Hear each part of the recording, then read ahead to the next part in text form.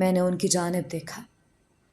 اگر اس دل نے ہمارے ساتھ ہر حاصل کو خاص سے عام کرنے کا کھیل رچایا ہوا ہے تو پھر ہمیں بھی اس کے لیے کسی ایک کو ہمیشہ کے لیے لاحاصل رکھ چھوڑنا چاہیے، تاکہ وہی لاحاصل اس کی آخری چاہت ثابت ہو۔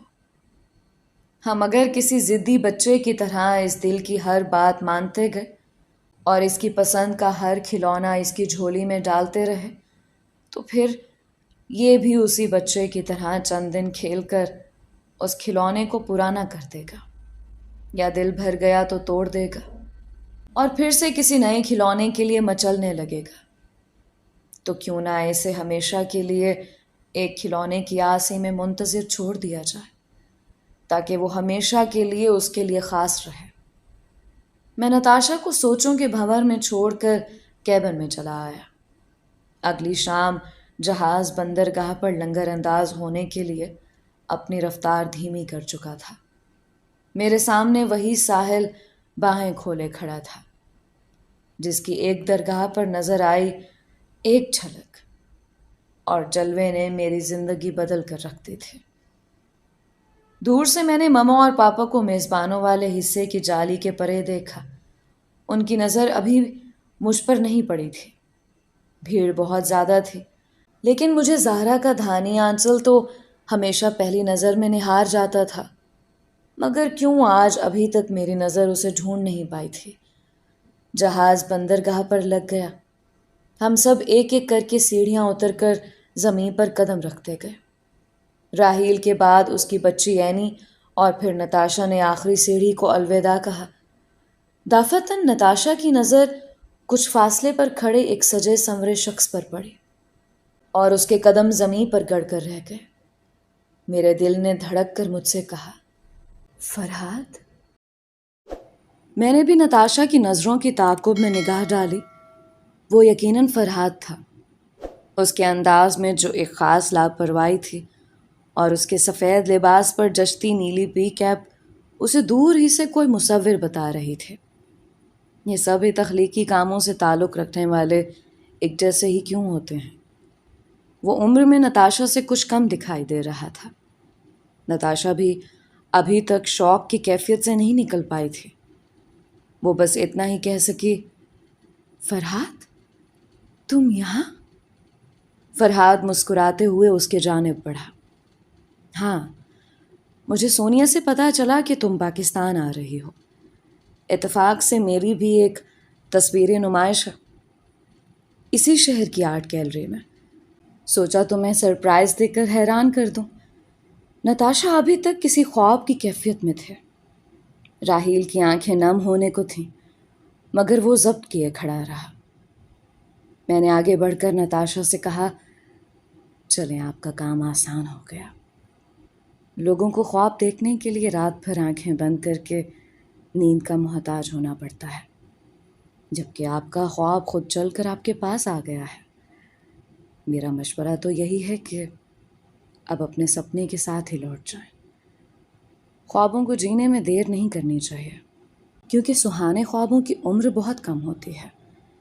اتنے میں راحیل نے بھی تائید کی۔ عبداللہ ٹھیک کہہ رہا ہے نتاشا، میں اپنی ماں کو کسی دھوکے میں نہیں رکھنا چاہتا۔ تم یہاں تک میرے ساتھ آئیں، میرے لیے اتنا ہی بہت ہے۔ اب یہاں سے آگے ہمارے راستے جدا ہیں۔ نتاشا سمجھ گئی تھی کہ فرحات کی یہاں آمد کے پیچھے کیا مقصد کار فرما ہے۔ اس کے بدن پر جیسے ایک لرزہ سا طاری تھا۔ وہ کسی پتے کی طرح کانپ رہی تھی اور اپنی لرزاہٹ چھپانے کی کوشش میں اس کا وجود مزید ریت ہوا جا رہا تھا۔ راحیل نے اینی کا ہاتھ پکڑا اور مخالف سمت میں قدم اٹھائے۔ اینی نے حیرت سے اپنی ماں کو وہیں جمے دیکھا اور پھر اسے جاتے جاتے آواز دی، مما؟ نتاشا کو جیسے ایک جھٹکا سا لگا اور جلدی سے پلٹ کر چلائی، رک جاؤ راحیل! راحیل کے قدم جم گئے، لیکن اس نے پلٹ کر نہیں دیکھا۔ نتاشا تیزی سے میرے جانب بڑھی۔ کل رات تم نے ٹھیک کہا تھا، دل جیسے ضدی بچے کی بات سنی جائے تو ہماری محبتوں کا کبھی اختتام نہ ہو، تو پھر کیوں نہ کسی ایک کو اپنی آخری محبت بنا لیا جائے۔ میرے رشتوں کے نیلے بھنور نے آج ہمیشہ کے لیے وہ سنہری کمند توڑ ڈالی ہے جو آس پاس بکھرے ہزاروں دلکش ہیولوں کی فصیل پر ہر بار اپنی کنڈی اٹکا بیٹھتی ہے۔ میں پیرس واپس جانے سے پہلے تم سے ملنے ضرور آؤں گی عبداللہ، اس تجدید وفا کا شکریہ ادا کرنے کے لیے۔ لیکن تم بھی مجھ سے ایک وعدہ کرو کہ اپنا نظریہ کبھی نہیں بدلو گے، کیونکہ آج سے میرا بھی یہی نظریہ ہے، اور میں یہ پیغام ہر محبت کرنے والے تک ضرور پہنچاؤں گی۔ میں نے مسکرا کر اسی نئی نتاشا کو دیکھا۔ ہر محبت آخری محبت ہوتی ہے، اور آخری محبت بن کر ہی نازل ہوتی ہے۔ ایسا نہ ہوتا تو شاید ہم کبھی محبت میں مبتلا نہ ہو پاتے۔ محبت سورج کی کرنوں کی طرح درزوں سے چھن کر ہمارے آس پاس منور کر سکتی ہے، مگر محبت کو کسی بھی شرط سے متصل کرنے کی ضرورت نہیں ہوتی۔ بندھن اور رشتے خود محبت کے آخری ہونے کی ضمانت بن جاتے ہیں۔ محبت کے ہزاروں سورج ہیں، مگر ہمیں بس اپنے حصے کے لیے ایک آفتاب ہی کی روشنی سمیٹنی ہوتی ہے۔ لیکن سورج کی طرح چمکنے کے لیے پہلے اس کی طرح جھلسنا بھی سیکھنا پڑتا ہے۔ آج آپ بھی تپ کر کندن بن چکی ہیں، جائیے، آپ کی محبت کا سورج آپ کا انتظار کر رہا ہے۔ نتاشا نے میرے ہاتھ کے اشارے کے تعاقب میں دور کھڑے راحیل کی جانب دیکھا۔ فرحاد کو سنانے کے لیے اس بار میں نے انگریزی میں بات کی تھی۔ نتاشا پلٹنے سے پہلے فرحاد کی طرف بڑھی۔ تمہارا بہت شکریہ فرحاد کہ تم میرا استقبال کرنے کے لیے یہاں تک آئے، لیکن ابھی مجھے جانا ہے راحیل کے ساتھ۔ ہاں، البتہ اپنی نمائش کا دعوت نامہ ضرور بھیجنا۔ میں، راحیل اور عینی نمائش دیکھنے ضرور آئیں گے، اور تم سے اچھی سی ٹریٹ بھی لیں گے، یہ وعدہ رہا۔ نتاشا نے اپنی بھیگی آنکھیں پونچھی اور فرحاد کو یوں ہی ہکا بکا چھوڑ کر راحیل کے سنگ آگے بڑھ گئی۔ کافی دور جا کر اس نے پلٹ کر میری جانب دیکھ کر ہاتھ ہلایا۔ راحیل صاحب نے بھی پلٹ کر میری جانب دیکھا۔ ان کی ایک نگاہ ہی سارا خراج ادا کرنے کے لیے کافی تھی، اور پھر اگلے لمحے وہ تینوں بندرگاہ کی بھیڑ میں غائب ہو چکے تھے۔ فرحاد بھی تھکے تھکے قدموں سے پلٹ گیا۔ اسے اپنی محبت کے سورج کے لیے ابھی کچھ اور آسمان چھاننا باقی تھے۔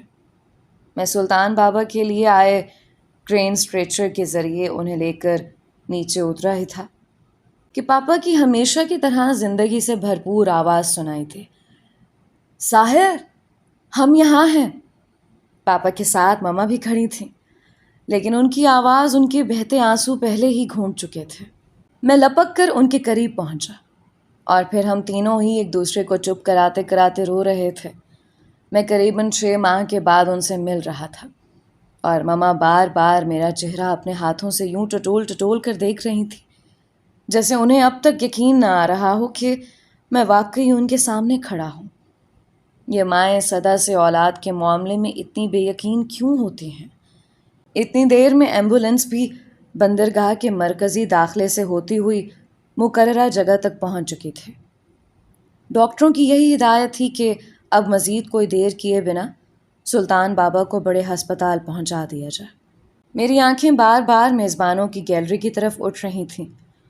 جتنی دیر میں سلطان بابا کو ایمبولینس میں منتقل کیا گیا، تب تک میں شاید سینکڑوں بار اس جانب دیکھ چکا تھا جہاں سے اس ناز آفریں کو آنا تھا، لیکن وہ راستہ اتنے زیادہ ہجوم کے باوجود میرے لیے سنسان ہی رہا۔ مما پاپا دونوں میری بے چینی بہت اچھی طرح بھانپ چکے تھے، لیکن نہ جانے کیوں دونوں ہی چپ سے تھے۔ بالآخر میں نے مما سے پوچھ ہی لیا کہ زہرا کیوں نہیں آئی۔ مما نے بتایا کہ انہوں نے میرے آنے کی خبر اسی دن زہرا کے گھر والوں تک پہنچا دی تھی جس دن انہیں پتہ چلا تھا۔ پھر بھی زہرا میرے استقبال کو نہیں آئی، کیوں؟ سلطان بابا کو ہسپتال لے جاتے ہوئے بھی میرے اندر خود ہی سوال اٹھتے رہے، اور میرا نادان دل خود ہی ان وسوسوں کے جواب اور جواز تراشتا رہا۔ ہو سکتا ہے اسے ٹھیک خبر ہی نہ ملی ہو، یا ہو سکتا ہے وہ کہیں بھیڑ ہی میں پھنس کر رہ گئی ہو۔ یہ بڑے شہروں کا ٹریفک بھی تو کسی عذاب سے کم نہیں ہوتا۔ یا پھر یہ بھی تو ہو سکتا ہے کہ وہ ہمارے بندرگاہ سے نکلتے ہی وہاں پہنچ گئی ہو۔ ہم بھی تو سلطان بابا کی وجہ سے زیادہ دیر وہاں ٹھہر نہیں پائے تھے۔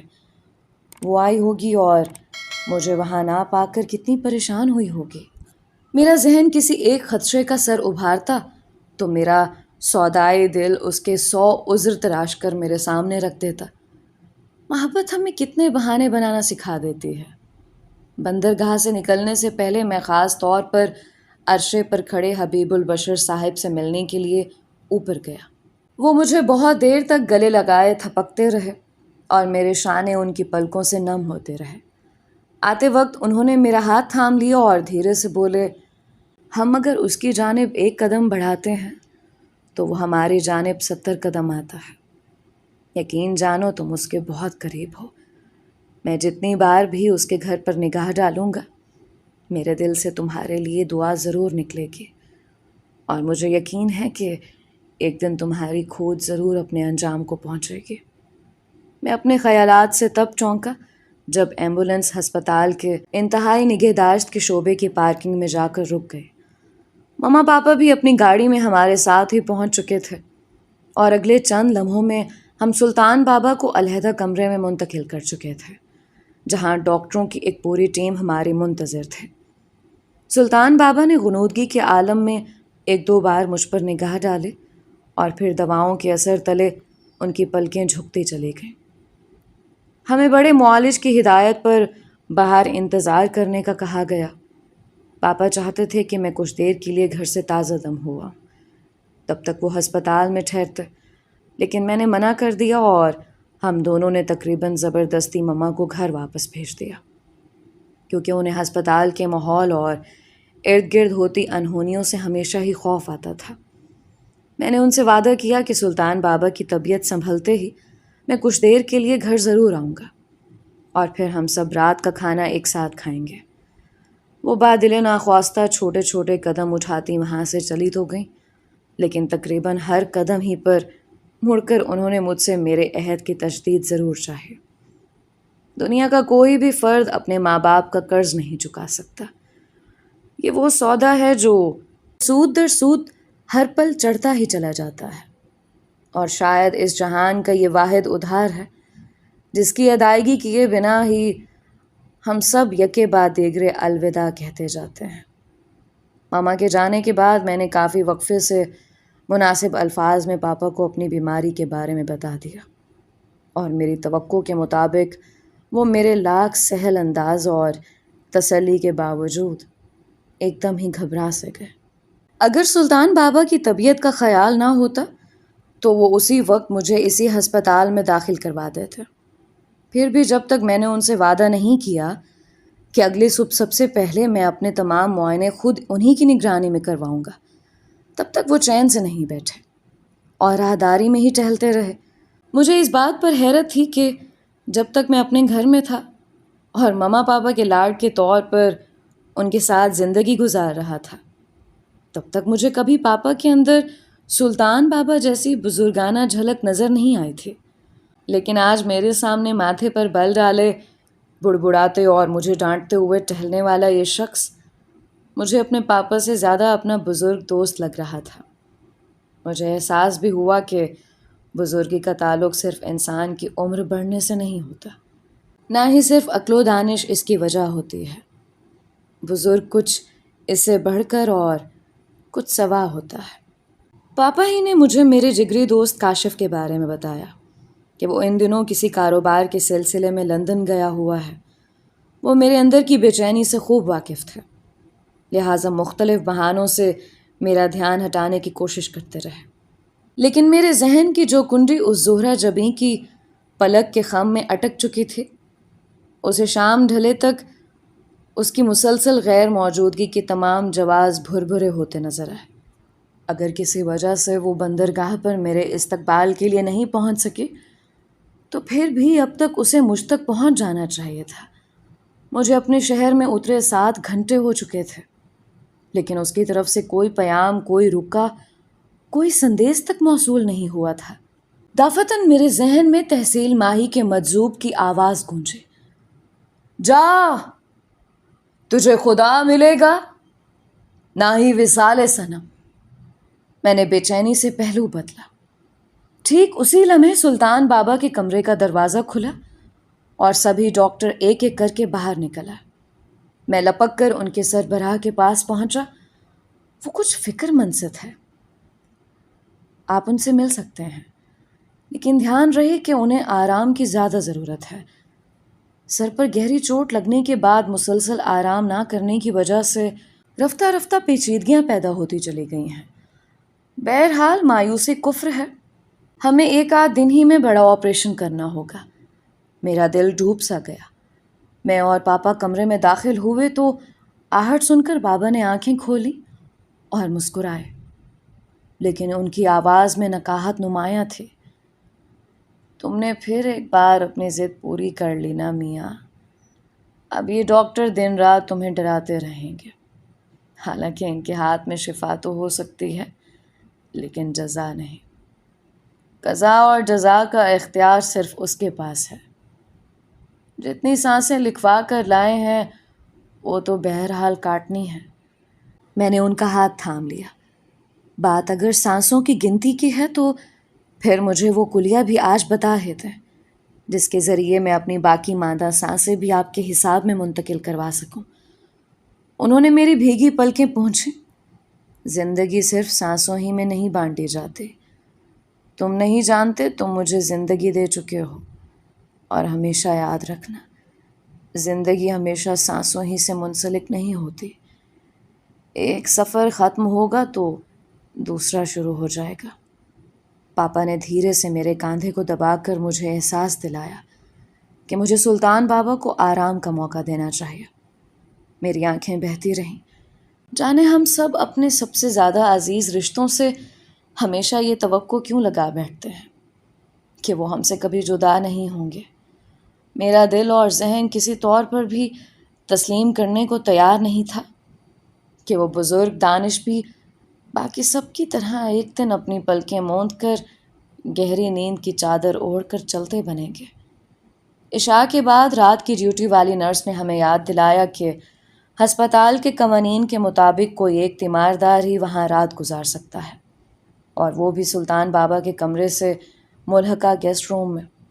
مجھے مما سے کیا گیا وعدہ بھی یاد تھا، سو میں سلطان بابا کو آرام کرتا چھوڑ کر کچھ دیر کے لیے پاپا کے ساتھ گھر چلا آیا۔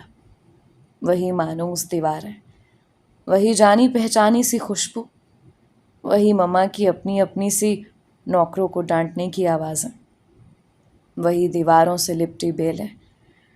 شاید اگلی زندگی میں جسے جنت سے بھی بڑھ کر کسی کو کچھ عطا کرنے کا فیصلہ ہوا تو اسے واپس اپنے ہی گھر بھیج دیا جائے گا۔ میرا کمرہ بھی بالکل اسی طرح بکھرا ہوا تھا جیسے میں اپنی عادات کے مطابق اسے چھوڑ کر گیا تھا۔ شاید مما نے میرے جانے کے بعد کسی کو میرے کمرے میں داخلے کی اجازت ہی نہیں دی ہوگی۔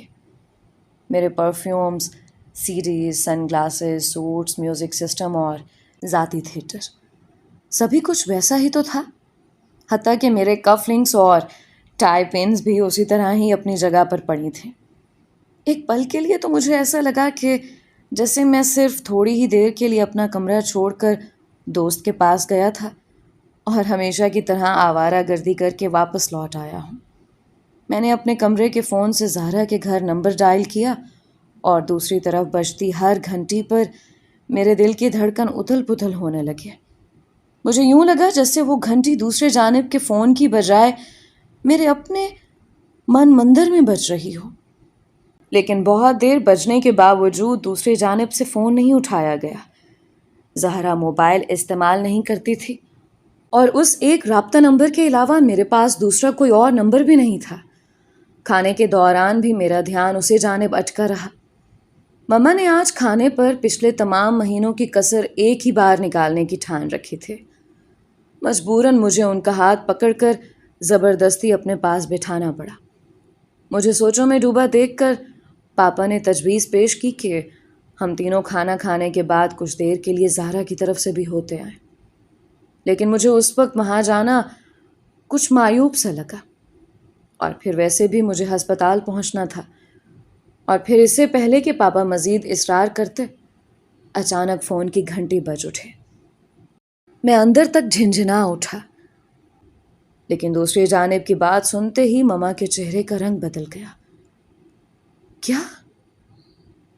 اوہ اچھا، جی جی، لیکن کس ہسپتال میں؟ اچھا ٹھیک ہے۔ مما نے فون رکھا اور اپنی سانس درست کرنے کی کوشش کی۔ زہرا کی گاڑی تلے کوئی شخص آ گیا ہے۔ میرے ہاتھ سے نوالا پلیٹ میں گر گیا۔ ماما نے جلدی میں بتایا کہ زہرا کا ڈرائیور ٹھیک وقت پر اسے بندرگاہ لانے کے لیے نہیں پہنچا، تو اس نے خود ہی اپنی گاڑی ڈرائیو کرنے کا فیصلہ کر لیا، اور اپنی اماں کے لاکھ منع کرنے کے باوجود وہ گھر سے خود ہی گاڑی لے کر نکل پڑی۔ کچھ ہی دیر بعد ڈرائیور بھی پہنچ گیا، تو اسے بھی زہرا کے پیچھے دوسری گاڑی دے کر بھیج دیا گیا، اور پھر بندرگاہ سے تھوڑے فاصلے پر ایک جگہ ہجوم دیکھ کر ڈرائیور نے بریک لگائے، اور پھر اپنی مالکن کے گرد خون بکھرا دیکھ کر اس کے تو ہوش ہی گم ہو گئے۔ پتہ چلا کہ کوئی موٹر سائیکل سوار زہرا کی گاڑی تلے آ گیا ہے۔ نوجوان کی نبضیں ابھی چل رہی تھیں، لہٰذا لوگوں کے چیخنے چلانے کے باوجود ڈرائیور نے اسے اپنی گاڑی میں ڈالا اور زہرا سمیت اسے لے کر قریبی ہسپتال کی طرف گاڑی بھگا دی۔ یہ فون وہیں سے زہرا کے والد نے کیا تھا۔ جب زہرا گھر سے نکلی تھی تب تک وہ اپنے دفتر سے واپس نہیں لوٹے تھے، اور پھر جب گھر پہنچے تو اس افتاد کا سنتے ہی وہ زہرا کی اماں کو لے کر فوراً ہسپتال کے لیے روانہ ہو گئے۔ ہیوی بائک پر سوار نوجوان کسی اونچے گھرانے کا چشم و چراغ تھا، اور دوسری جانب کے لوگ بھی وہاں پہنچ چکے تھے۔ زہرا کے ابا نے پاپا اور مجھ سے بھی وہاں آنے کی درخواست کی تھی، کیونکہ معاملہ پولیس کا تھا۔ نہ جانے غلطی کس کی تھی، لیکن مما کے بقول زہرا کے ابا کی آواز سے شدید پریشانی جھلک رہی تھی۔ میرے دل سے بے اختیار صدا نکلی، یا میرے مولا، اس گھائل کو اپنی امان میں رکھنا۔ ابھی ہم نے گھر سے نکلنے کے لیے قدم اٹھائے ہی تھے کہ ایک بار فون کی گھنٹی بج اٹھے، اور اس مرتبہ میں نے لرزتے ہاتھوں سے ریسیور اٹھایا۔ دوسری جانب سلطان بابا کے وہ سینئر معالج تھے جنہیں میں خاص طور پر اپنے گھر کا فون نمبر دے کر آیا تھا، کسی بھی ایمرجنسی کی صورت میں مجھے فون پر اطلاع دے سکیں۔ میں صرف اتنا ہی سن سکا کہ سلطان بابا کی سانسیں الجھنے لگی تھیں، لہٰذا انہیں پھر سے آکسیجن پر منتقل کر دیا گیا ہے، اور وہ غنودگی میں کئی بار میرا پوچھ چکے ہیں۔ میں ریسیور رکھ کر باہر کی جانب لپکا، جہاں مما پاپا پہلے ہی گاڑی میں بیٹھ چکے تھے۔ دونوں طرف ہی کچھ ایسی صورتحال تھی کہ سمجھ نہیں آ رہا تھا کہ پہلے کس طرف کو نکلا جائے۔ میں نے پاپا کو زہرا لوگوں کی جانب جانے کو کہا، اور خود دوسری گاڑی میں سلطان بابا کی جانب روانہ ہونے کا ارادہ کیا۔ ڈرائیور جلدی میں گیراج سے گاڑی نکال کر ابھی پورچ تک پہنچا ہی تھا کہ میری رگوں میں پھر سے وہی اندھیرا چھانے لگا۔ میں نے زور سے اپنے سر کو جھٹکا، لیکن میری بصارت سے رنگ غائب ہوتے گئے اور میرے سر میں دھماکے سے ہونے لگے۔ ذہن میں جیل کی قید کے دوران کیے گئے معائنے والے بڑے ڈاکٹر کے الفاظ پھر سے گونجے۔ کوئی بھی شدید پریشانی یا اچانک خوشی کی خبر ان کے اعصاب کو جھنجھوڑ کر اس نظام کو متحرک کر سکتی ہے، جو آگے چل کر کسی بھی بڑے اعصابی حملے کی بنیاد بن سکتا ہے۔ افسوس، وہ نظام متحرک ہوا بھی تو کس گھڑی، جب چاروں طرف سے مصائب میرا گھیراؤ کر چکے تھے۔ میں زور سے لہرایا اور گاڑی کے بونٹ کا سہارا لینے کی کوشش کی۔ میری حالت دیکھ کر پاپا تیزی سے میرے جانب بڑھے۔ ساحر، خود کو سنبھالو بیٹا۔ لیکن میں شاید بہت پہلے سنبھلنے کے مقام سے آگے گزر آیا تھا۔ میری ڈوبتی آنکھوں اور بند ہوتی پلکوں نے مما کو چیختے ہوئے میری جانب بڑھتے دیکھا، لیکن میری سماعتیں آس پاس کے شور سے بے نیاز ہو چکی تھیں۔